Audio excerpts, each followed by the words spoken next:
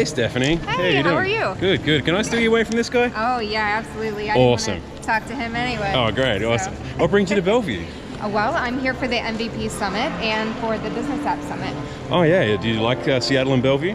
I do. It's nice out here. And you know, the weather this week was I know, right? It's been phenomenal. The sunsets have been amazing. So I've really enjoyed the week. What doesn't it have that your hometown does? My family. Okay. Yeah, I miss them a little bit. Yeah, it's been a little while. Gotcha. And what's the best part of visiting the Redmond campus?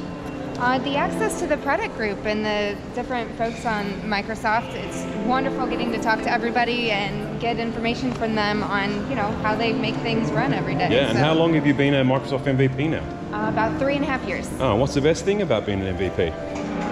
Probably the networking. All the people that I've met, and everybody's so supportive. It's a really fantastic community. Yeah. Who do you look up to in the Office 365 community? There are so many. Brian Cook, Dux Raymond Sy, Michelle Caldwell, Chris McNulty, Jason Himmelstein. They're all amazing. Yeah, and what's your favorite technical podcast? I am a big fan of the Microsoft Cloud Show, so AC and CJ, big fan, yep. And do you have a favorite Office 365 event? Probably, North American Collab Summit, right? Why not? Yeah, why not? What has been the best destination you've traveled to for work? Well, I get to go all over the country, which is really cool. Of course, I really enjoy New York City, but I also get to go all over the place, like Iowa and Nebraska. I've been all over, and it's kind of cool to see other parts of the country. What's your most favorite part of New York City?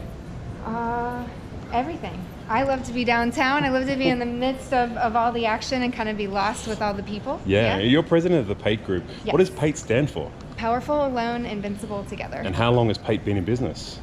We've been in business 6 years. How large has the team grown to? We are 16 people strong and a couple subcontractors now. What's one word to describe working with Mark Rackley? Brother comes to mind, right? It's like you fight as epic fights with your brother, but you know that there's nobody that has your back more than that. Right. And why did you decide to start your own business?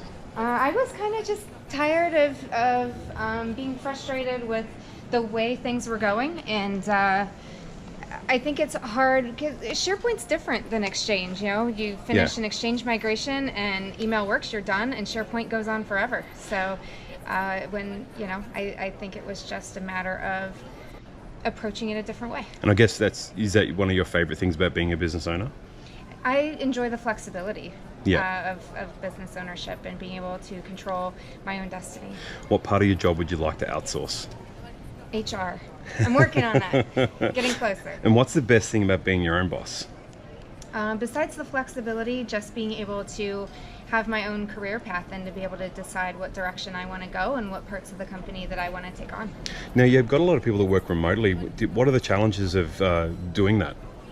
Well, it's hard to get everybody on the same page sometimes, so you end up spending a lot more one-on-one time and group time. So we've started doing virtual happy hours, and we've done more mentoring sessions just to make sure that we are connecting with people and that they feel part of the team. Yeah. And what got you into SharePoint consulting in the first place? I kind of got dropped in just like everybody else. I don't think anyone intends on being in SharePoint. It was one of those things. I think someone was out of the office and I was next. Yeah. And so that's how I ended up here. And what is your favorite Office 365 project right now? Right now, I don't know that I could pick one. I love anything that has to do with the planning process and being able to kind of scope things at a bigger level and what can we do to transform an organization. That's where I live. So what's your most challenging SharePoint project you've completed? Probably all of them. No, wait. Do you ever really complete a SharePoint project? What? I mean, they go on forever. No, I think that there was one where they asked us from the beginning to define the difference between intranet and internet. And when you're starting at ground zero, I think there's a lot of conversations to have. I guess what was the main thing you learned from that project? That it is possible to transition a company that has been without new technology for a really long time, and that should be encouraging to everyone else. I think everybody says, "Oh, we're the worst. We're so far behind," but it is possible to totally transform. Yeah, and do you still enjoy working with the old versions of SharePoint? No. What was your first speaking gig? My first speaking gig was SharePoint Saturday Columbus in Ohio, and that was actually with somebody. So my first solo speaking gig was SharePoint Saturday Ozarks for Mark, actually. And how do you think that went? Well, it must have been okay. He's my business partner now. What conference would you like to most speak at? The Gartner Conference. What book would you most recommend? Girl Wash Your Face, Rachel Hollis. If you hosted your own podcast, what would it be about?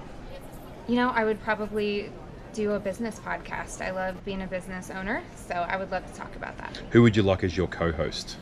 Like all of the people that I listen to now. So Tim Ferriss, James Altucher, anybody who does those awesome podcasts that I listen to, I'd want to bring them on. What drew you to technology as a career?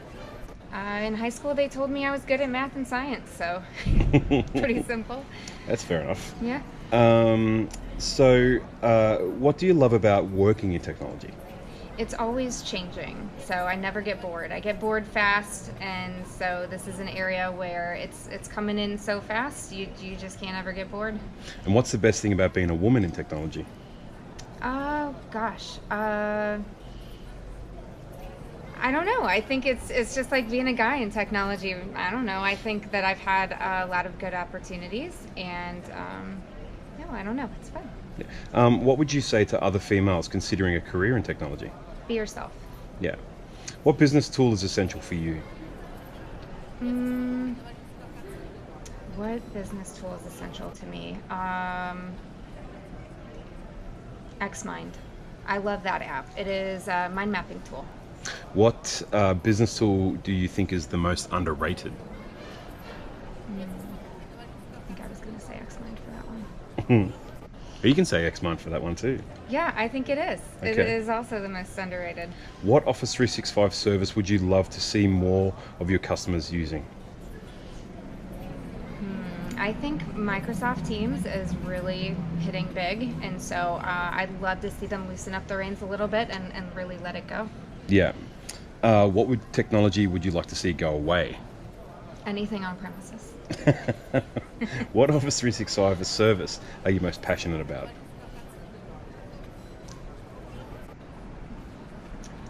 Maybe all of it. Like I'm passionate about digital workplace. Let's get in there and let's use the right tool for the right job. And do you have any hidden talents? No, I don't have any talents whatsoever to share. All right, this has been awesome. Thanks for catching up with me.